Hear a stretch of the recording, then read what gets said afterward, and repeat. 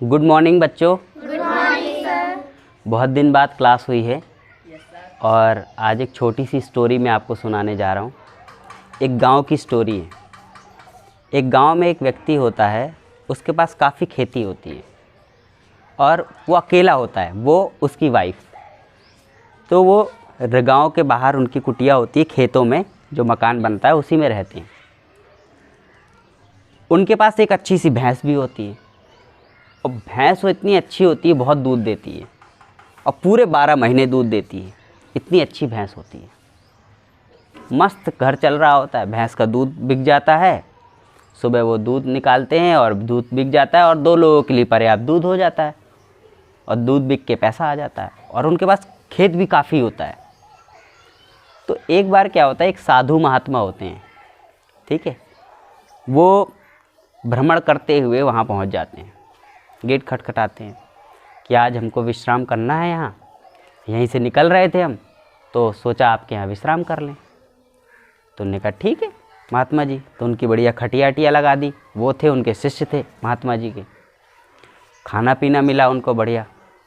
तो महात्मा जी ने बातचीत की कि और कैसा है तुम्हारा हाल चाल, सही से सब चल रहा है कि नहीं चल रहा है। तो उन्होंने कहा हाँ महाराज, महात्मा जी सब बढ़िया चल रहा है और ये जो खेत देख रहे हैं ये सब हमारे ही हैं।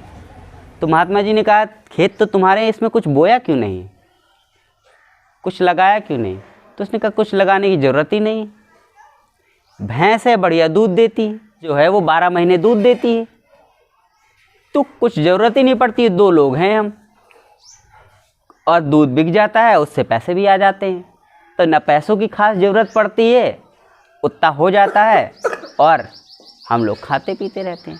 तो ये क्या फालतू में हम खेत में फिर मेहनत करें, बिना मतलब लगाएं, फिर फसल उगाएं, फिर बेचें। तो महात्मा जी ने कहा ठीक है। खा पी के महात्मा जी सो गए अपना। बाहर गर्मी के दिन थे तो बाहर खटिया उनकी पड़ी थी, तो वो लोग सो गए और वो दोनों अंदर सो गए, हस्बैंड वाइफ। रात में महात्मा जी ने अपने शिष्य को उठाया, उठो। शिष्य ने बोला उठा, क्या हो गया। महात्मा जी ने अपने शिष्य से कहा इसकी भैंस खोलो। शिष्य बड़ा हैरान, यार महात्मा जी अजीब हैं। कह रहे चलो इसकी भैंस ले चलते हैं। शिष्य ने बोला कि महात्मा जी यार हमको हमेशा अच्छी शिक्षा देते हैं और हमको ही चोरी सिखा रहे हैं। पहले तो बोला नहीं हम नहीं खोलेंगे महात्मा जी। नहीं खोलो, हम कह रहे हैं ना, आदेश है ये मेरा, इसकी भैंस खोलो। बहुत नाराज़ होता है शिष्य और उसकी भैंस खोल देते हैं, ठीक है। और दूर जाके 2-3 गांव के आगे जाके उस भैंस को जंगल में छोड़ देते हैं। जंगल में छोड़ देते हैं, भैंस चली जाती है जंगल में। अगले दिन सुबह वो आदमी उठता है, देखता है भैंस गायब। बहुत परेशान होता है, ढूंढता है चारों जगह भैंस को, कहीं भैंस नहीं मिलती। और जब कहीं भैंस नहीं मिलती तो बहुत परेशान हो जाता है।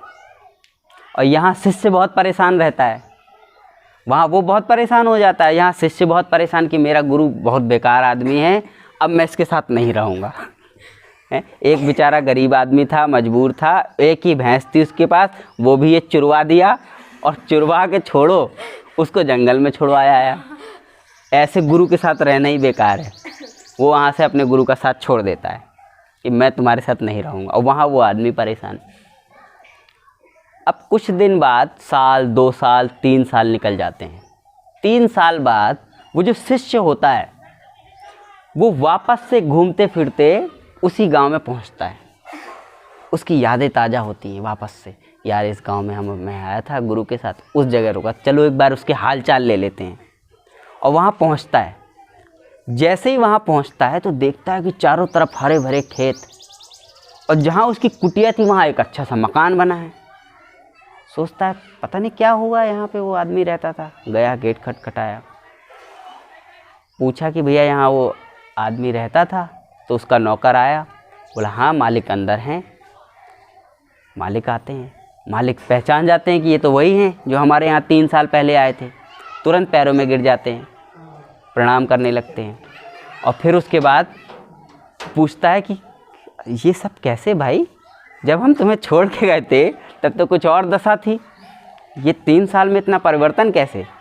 तो उसने बताया कि जिस रात आप आए थे उसी रात कुछ चोर आए और मेरी भैंस खोल ले गए। जब मेरी भैंस खोल ले गए और मैंने भैंस को बहुत ढूंढा, वो नहीं मिली, तो फिर मेरे पास कोई रास्ता नहीं बचा।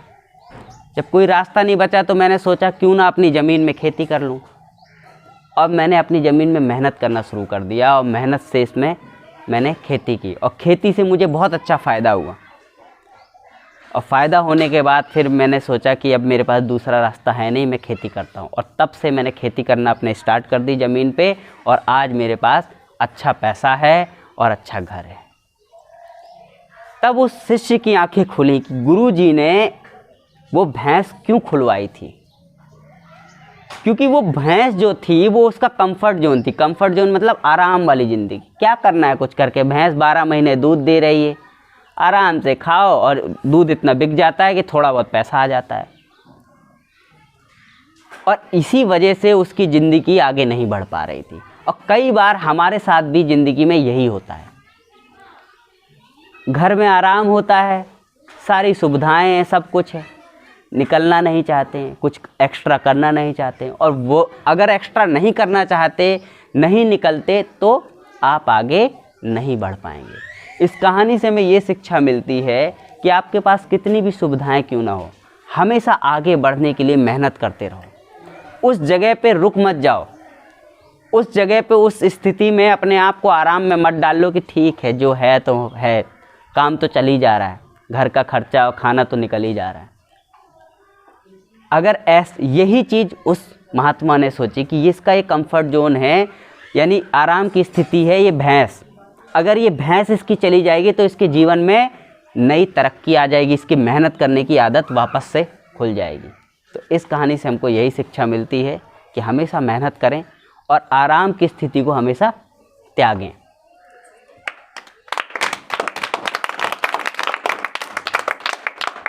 अच्छी लगी? Yes sir. अच्छा, किसी को कोई स्टोरी याद है पुरानी?